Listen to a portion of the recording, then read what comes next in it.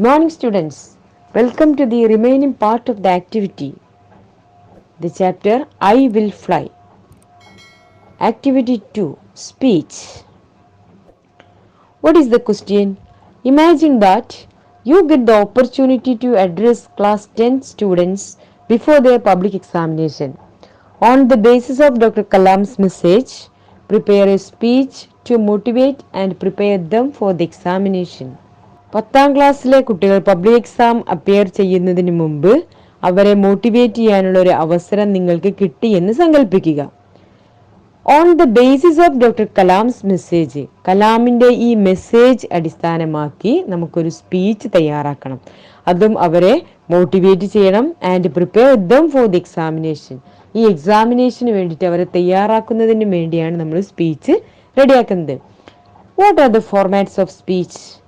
How to prepare a good speech, എങ്ങനെ ഒരു നല്ല സ്പീച്ച് തയ്യാറാക്കാം എന്ന് നോക്കാം.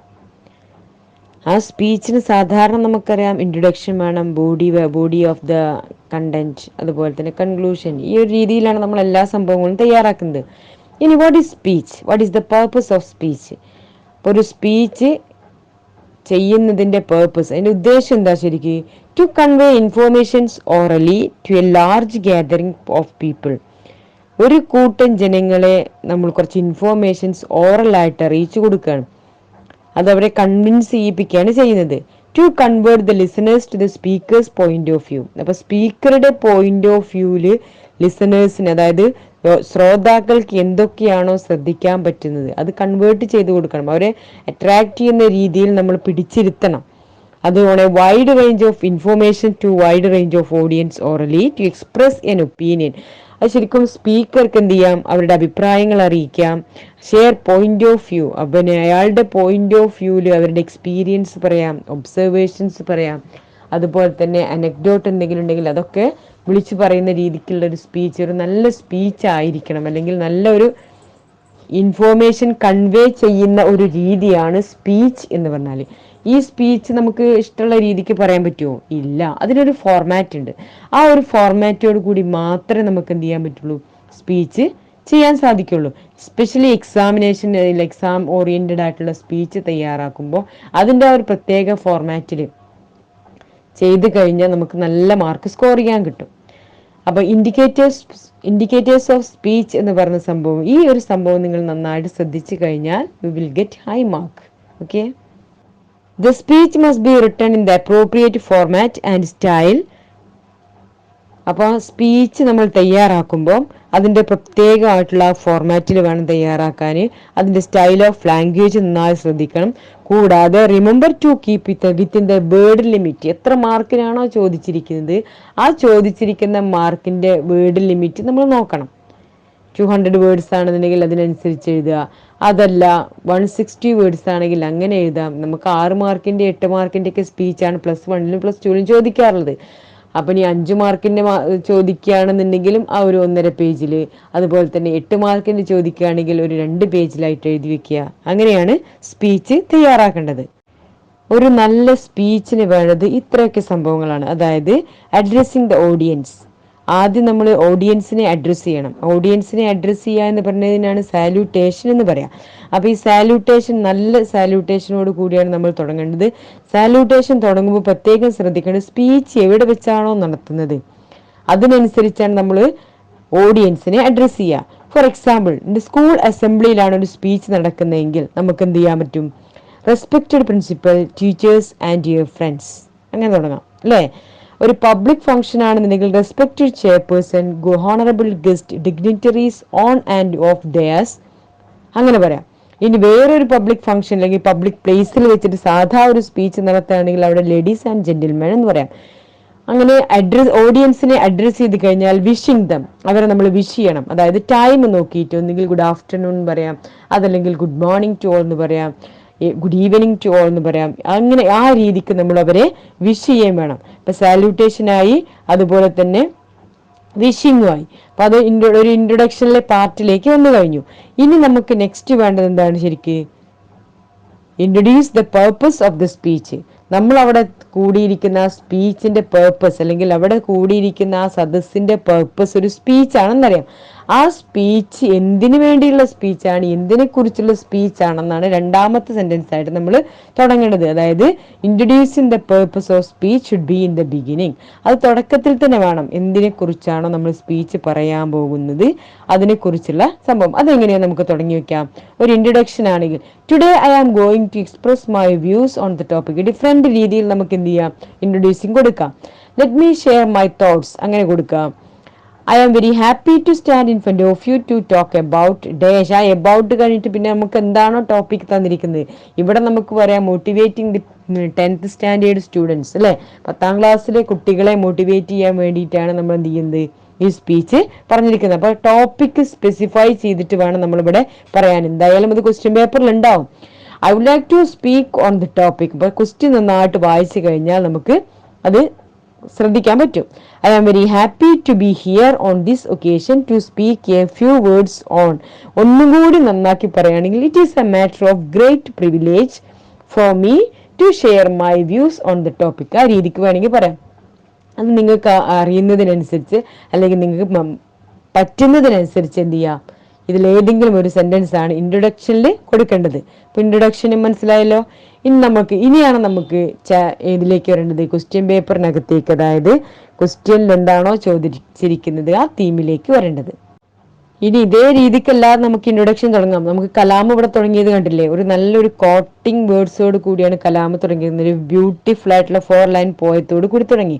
അങ്ങനെ വേണമെങ്കിൽ നമുക്ക് speech must begin with a catchy introduction in the form of an അനെക്ഡോട്ട്.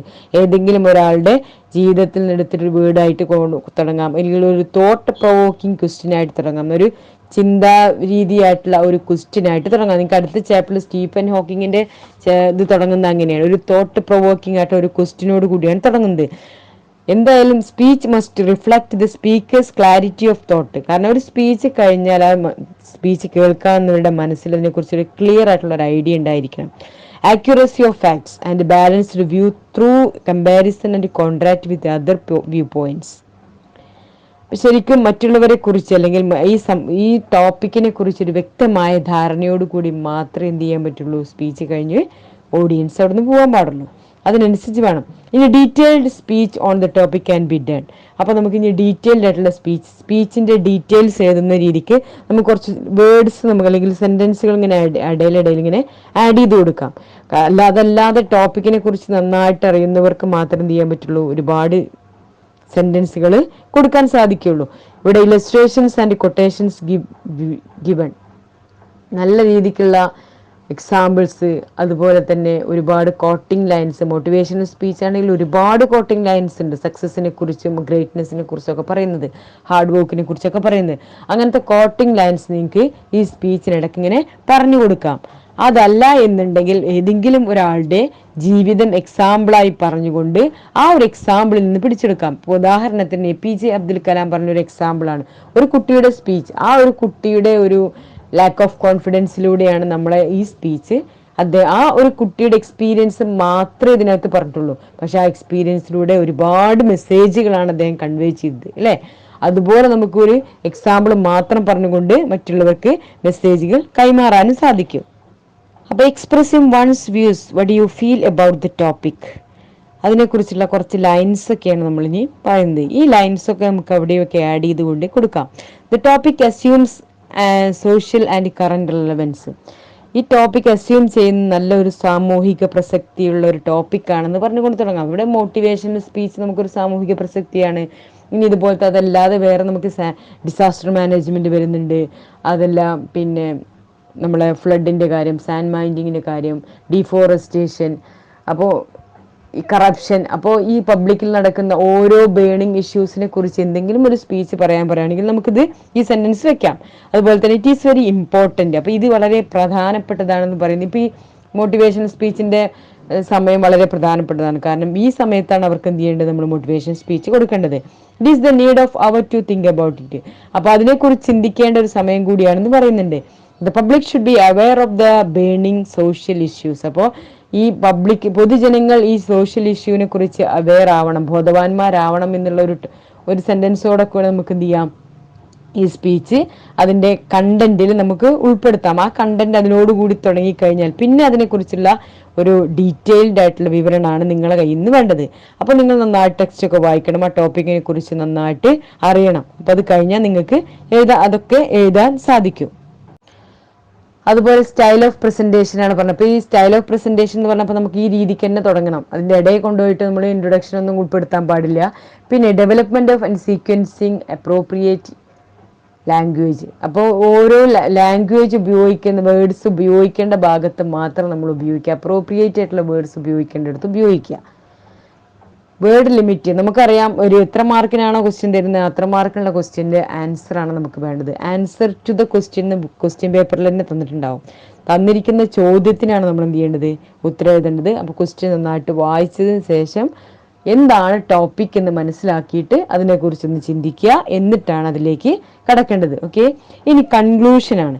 ആ കൺക്ലൂഷനിൽ എന്തൊക്കെയാണ് നമ്മൾ ഉൾപ്പെടുത്തേണ്ടത്, എങ്ങനെയാണ് സ്പീച്ച് കൺക്ലൂഡ് ചെയ്യുക? സ്പീച്ച് കൺക്ലൂഡ് ചെയ്യുമ്പോൾ stress the point that you would like to be insist while concluding. കാരണം നമ്മൾ ഒരു മെസ്സേജോട് കൂടി അതല്ലെങ്കിൽ എന്തെങ്കിലും കാര്യം നമ്മൾ അവിടെ ഇൻസിസ്റ്റ് ചെയ്യാൻ, അവരെ തറപ്പിച്ച് പറയാൻ ഉദ്ദേശിക്കുന്നുണ്ടെങ്കിൽ അതോടുകൂടിയാണ് നമ്മൾ എന്ത് ചെയ്യേണ്ടത്, സ്പീച്ച് കൺക്ലൂഡ് ചെയ്യുക. സാധാരണ ഒരു മെസ്സേജാണ് നല്ലത്, കാരണം മെസ്സേജോട് കൂടിയാണ് എപ്പോഴും എന്ത് ചെയ്യേണ്ടത്, സ്പീച്ച് കൺക്ലൂഡ് ചെയ്യേണ്ടത്. അപ്പോൾ ഏതൊക്കെ രീതിയിൽ നമുക്ക് കൺക്ലൂഷൻ എഴുതാം? അതിൽ സജഷൻസ്, പേഴ്സണൽ ഒബ്സർവേഷൻസ് ആൻഡ് പ്രെഡിക്ഷൻസ് ഒക്കെ ഉൾപ്പെടുത്താം. നമുക്ക് എന്തെങ്കിലും അഭിപ്രായം ഉണ്ടെങ്കിൽ പറയാം, എന്തെങ്കിലും സജഷൻസ് നിർദ്ദേശിക്കാം. അപ്പോൾ ഇവിടെ നോക്കുക, hard work is needed to bring desirable changes. നമുക്ക് ഈ മോട്ടിവേഷണൽ സ്പീച്ചിൽ പറയാവുന്ന ഒരു സംഭവമാണത്. കാരണം ഹാർഡ് വർക്ക് നീഡഡ് ആണ് ഇതിന് ഡിസൈറബിൾ ചേഞ്ചസ്. നമ്മൾ ആഗ്രഹിക്കുന്ന മാറ്റങ്ങൾ വരുത്തണം എന്നെങ്കിൽ we should hard work for it. നമ്മൾ അതിനു വേണ്ടി ഹാർഡ് വർക്ക് ചെയ്യണം. Let me conclude my words wishing that everything will turn right. എന്തെങ്കിലും ഇഷ്യൂസിനെ കുറിച്ചാണ് നമ്മൾ പറയുന്നതെങ്കിൽ ലാസ്റ്റ് നമുക്ക് എന്ത് ചെയ്യാം, ഇതുപോലത്തെ ഒരു മെസ്സേജോട് കൂടി അവസാനിപ്പിക്കാം. I would like to conclude my words, let me stop my words, I would like to conclude my speech. ആ രീതിക്കാണ് നമുക്ക് തുടങ്ങേണ്ടത്. ഇനി അതിൻ്റെ ലാസ്റ്റ് താങ്ക്സോട് കൂടിയ സ്പീച്ച് അവസാനിപ്പിക്കാൻ പാടുള്ളൂ. താങ്കിങ് ഓഡിയൻസ് എന്നാണ് പറയുന്നത്. താങ്ക് യു എന്ന് പറഞ്ഞിട്ട് ആ സ്റ്റേജിൽ നിന്ന് ഇറങ്ങി പോകാൻ പാടുള്ളൂ. അപ്പോൾ നമ്മുടെ സ്പീച്ചിൻ്റെ അവസാനത്തിൽ എന്ത് എഴുതി വെക്കണം, താങ്ക് യു എന്ന് എഴുതി വെക്കണം. ഈ സ്പീച്ച് നിങ്ങൾക്ക് വേണമെങ്കിൽ 3 പാരഗ്രാഫൊക്കെ ആക്കിയിട്ട് ഡിവൈഡ് ചെയ്തിട്ട് എഴുതാം. ഇൻട്രൊഡക്ഷൻ പാർട്ട്, അത് കഴിഞ്ഞിട്ട് കണ്ടന്റ് ഓഫ് ദ സ്പീച്ച് ഉണ്ടല്ലോ, അതിങ്ങനെ വേണമെങ്കിൽ 3 പാരഗ്രാഫൊക്കെ ആക്കിയിട്ട് ഡിവൈഡ് ചെയ്ത് കൊടുക്കാം. ലാസ്റ്റ് കൺക്ലൂഷൻ നിർബന്ധമായിട്ട് മെസ്സേജോട് കൂടി കൺക്ലൂഡ് ചെയ്യുക. ഇവിടെ നിങ്ങൾക്ക് activity 2 imagine that you get ആ ക്വസ്റ്റ്യൻ്റെ ആൻസർ ഇതാ. കലാമിൻ്റെ സ്പീച്ചിലൂടെ നമ്മൾ എങ്ങനെയാണ് ഒരു കുട്ടിയെ മോട്ടിവേറ്റ് ചെയ്യാൻ വേണ്ടി ശ്രമിച്ചത് എന്നുള്ളതിൻ്റെ സ്പീച്ചാണ് തന്നിരിക്കുന്നത്. അതിൻ്റെ ആൻസർ ഒന്ന് വായിച്ചു നോക്കുക.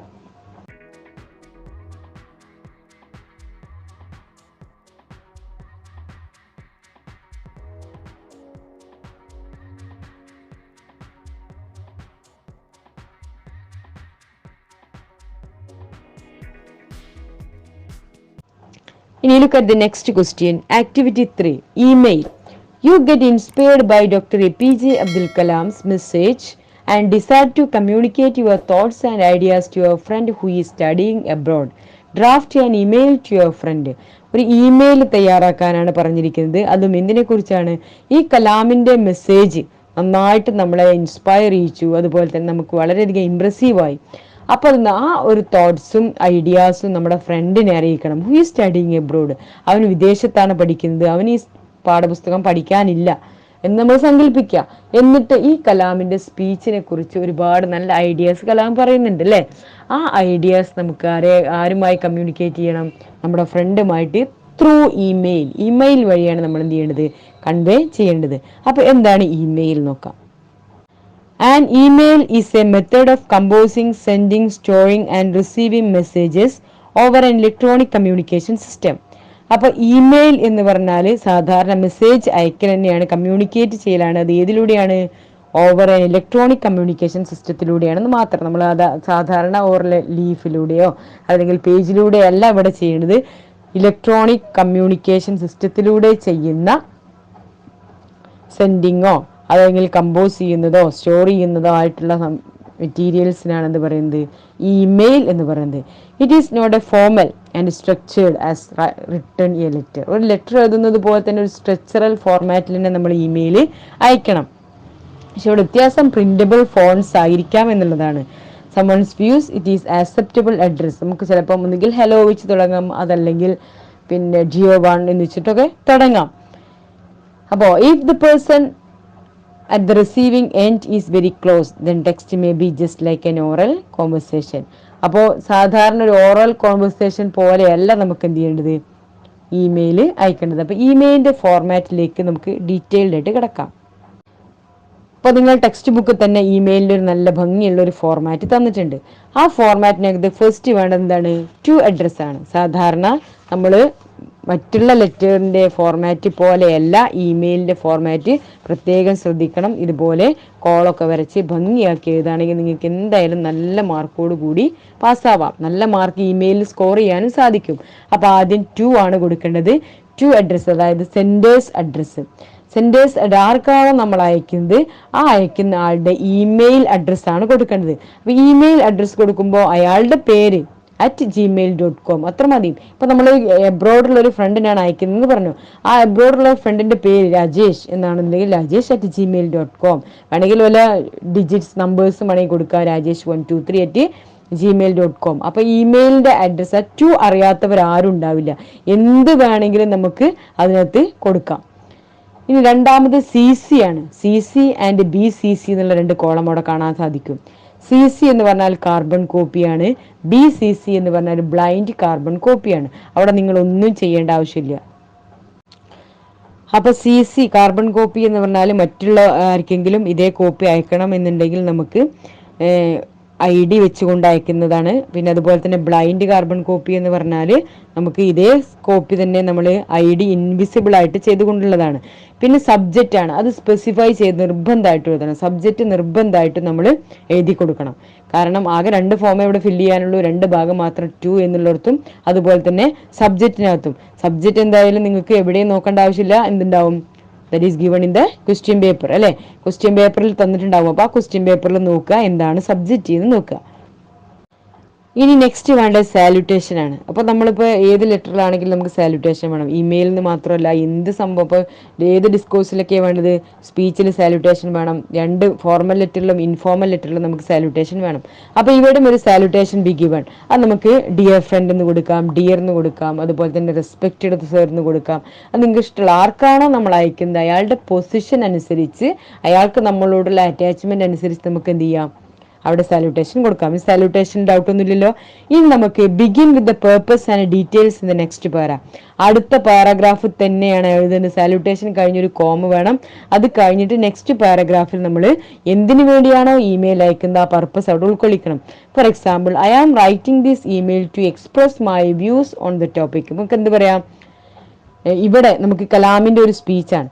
അപ്പൊ കലാമിന്റെ സ്പീച്ച് നമുക്ക് ഇൻഫോം ചെയ്യണമെങ്കിൽ I am writing this email to inform you an important matter അതങ്ങനെ പറയാം. അല്ലെങ്കിൽ let me share an important അല്ലെങ്കിൽ ഇൻട്രസ്റ്റിംഗ് ഇൻസിഡൻറ്റ് എന്ന് പറഞ്ഞിട്ട് കൊടുക്കാം. അപ്പൊ ഏത് രീതിക്കാണോ നമുക്ക് ഇവിടെ ഇൻട്രൊഡ്യൂസ് ചെയ്യുന്നത് ആ രീതിക്ക് നമുക്ക് ഇൻട്രൊഡ്യൂസ് ചെയ്യാൻ സാധിക്കും. പിന്നെ ഈ ബോഡി ഓഫ് ദ ഇമെയിലിന്റെ ബോഡി 3 പാരഗ്രാഫ് ആക്കിയിട്ട് നമ്മൾ ഡിവൈഡ് ചെയ്യണം. അതിൽ ഫസ്റ്റ് പാരഗ്രാഫിൽ ഇൻട്രൊഡക്ഷൻ ആയിരിക്കണം, രണ്ടാമത്തെ പാരഗ്രാഫിൽ മാറ്റേഴ്സ് ഡീറ്റെയിൽ, അതായത് എന്തിനെ കുറിച്ചാണോ നമ്മളോട് ക്വസ്റ്റ്യൻ ചോദിച്ചിരിക്കുന്നത് ഡീറ്റെയിൽഡ് ആയിട്ട് എഴുതുക. കലാമിന്റെ സ്പീച്ചിന്റെ ഒരു ഇൻസ്പിറേഷണൽ, ആ കുട്ടിയെ ഇൻസ്പിറേഷൻ ആക്കി നമ്മുടെ ഫ്രണ്ടിന് അയക്കുകയാണ്. അപ്പൊ ആ കുട്ടിയെ ഇൻസ്പിറേഷൻ, കുട്ടിയുടെ അംബീഷൻസ്, ആ കുട്ടിയോട് കലാം പറഞ്ഞ റിപ്ലൈ, അതൊക്കെയാണ് നമ്മൾ ഇതിൽ ഉൾപ്പെടുത്തേണ്ടത്. അതിൽ നിന്ന് നമ്മൾ ഉൾക്കൊണ്ട പാഠം എന്താണെന്നുള്ളതും കൂടി അവരെ ഉൾക്കൊള്ളിക്കണം. പിന്നെ മൂന്നാമത്തെ കൺക്ലൂഷൻ ആണ്, അതെല്ലാത്തിലുള്ളതാണ്. ഇപ്പൊ ഈ 3 പാരഗ്രാഫ് ഡിവൈഡ് ചെയ്തിട്ട് വേണം നമ്മൾ എഴുതാൻ. പാരഗ്രാഫ് ഡിവൈഡ് ചെയ്യുക എന്ന് പറയുമ്പോൾ മാർജിൻ അലൈൻമെന്റ് നിങ്ങൾ ശ്രദ്ധിക്കണം. പിന്നെ മൂന്നാമത്തെ പാരഗ്രാഫിൽ കൺക്ലൂഷൻ ആണ്. ഇപ്പൊ നമ്മൾ നേരത്തെ പറഞ്ഞ കൺക്ലൂഷൻ എന്താ നമ്മൾ കൺക്ലൂഡ് ചെയ്യേണ്ടത്, താങ്കിങ് യു അതല്ലെങ്കിൽ പിന്നെ I look forward your reply, I expect your reply, പിന്നെ what do you feel about these എന്നൊക്കെ പറഞ്ഞിട്ട് വേണം കൊടുക്കാം. നിങ്ങൾക്ക് എന്താണ് ഇതുകൊണ്ട് തോന്നിയത്, അല്ലെങ്കിൽ what is your opinion about the speech, അങ്ങനെ എന്തെങ്കിലും സംഭവങ്ങളായിട്ട് നമ്മൾ കൺക്ലൂഡ് ചെയ്യുക. എന്നിട്ട് ലാസ്റ്റ് ഒരു സബ്സ്ക്രിപ്ഷൻ വേണം, ദറ്റ് ഈസ് യുവേഴ്സ് ഫെയ്ത്ത്ഫുള്ളിന്നോ യുവേഴ്സ് സിൻസിയർലിന്നോ യുവേഴ്സ് ലവിംഗ്ലിന്നോ അങ്ങനെ എന്തെങ്കിലും കൊടുക്കാം. അത് കഴിഞ്ഞ് സിഗ്നേച്ചർ ഇടരുത്, പകരം എന്താ വേണ്ടത്, പേരാണ് വേണ്ടത്. സിഗ്നേച്ചർ ഇതിനകത്ത് ഇടണ്ട, കാരണം പേര് മാത്രം മതി. Don't put signature here but just right only the name. ഇങ്ങനെയാണ് ഇമെയിലിന്റെ ഫോർമാറ്റ്. ആ ഫോർമാറ്റ് നന്നായി ശ്രദ്ധിക്കുക. ടു വേണം, അതുപോലെ CC BCC ഇല്ലെങ്കിലും വേണ്ടില്ല, പക്ഷേ subject is specified here. Subject നിർബന്ധമായിട്ട് നമ്മൾ സ്പെസിഫൈ ചെയ്തിരിക്കണം. പിന്നെ സാല്യൂട്ടേഷൻ ആണ്. Then divide in to 3 paragraph. Introduction, content, conclusion, last subscribe ചെയ്യുക. സബ്സ്ക്രിപ്ഷൻ എന്ന് പറയുമ്പോൾ അതിൽ സിൻസിയർലിന്നോ അഫെക്ഷനേറ്റ്ലിന്നോ ലവിങ്ലിന്നോ അങ്ങനെ എന്തായാലും നമ്മുടെ ആർക്കാണോ അയക്കുന്നത് അയാളുടെ ആ ഒരു പൊസിഷൻ അനുസരിച്ച് നമുക്ക് ചെയ്യാം. ലാസ്റ്റ് പേര് വേണമെന്നുണ്ടെങ്കിൽ അഡ്രസ്സും കൊടുക്കാം. അത്ര തന്നെ കേട്ടോ. ഇതാണ് ഇമെയിലിന്റെ ഫോർമാറ്റ്. ഇനി നമുക്ക് ഇതിൽ ടെക്സ്റ്റ് ബുക്കിൽ തന്നിരിക്കുന്ന ആ ഇമെയിലിലേക്ക് പോവാം. ടെക്സ്റ്റ് ബുക്കിലുള്ള ഇമെയിൽ ക്വസ്റ്റ്യൻ്റെ ഒരു സാമ്പിൾ ആൻസർ ആണ് തന്നിരിക്കുന്നത്. അത് നന്നായിട്ട് വായിച്ചു നോക്കുക. കലാമിൻ്റെ മെസ്സേജ് ഉൾപ്പെടെയുള്ള ഒരു ഇമെയിൽ സന്ദേശം ഫ്രണ്ടിന് അയക്കാനുള്ളത് തന്നിട്ടുണ്ട്. അപ്പോൾ അതൊന്ന് ജസ്റ്റ് റീഡ് ചെയ്ത് നോക്കുക കേട്ടോ. അനദർ എക്സാമ്പിൾ ഫോർ ഇമെയിലിന് വേറൊരു സാമ്പിളായിട്ട് തന്നുള്ളത്, imagine that you got inspired by doctor APJ Abdul Kalam speech and decide to write an email to Kalam. Doctor കലാമിന് നമ്മൾ എങ്ങനെ ഇമെയിൽ അയക്കുക എന്നുള്ളതാണ്.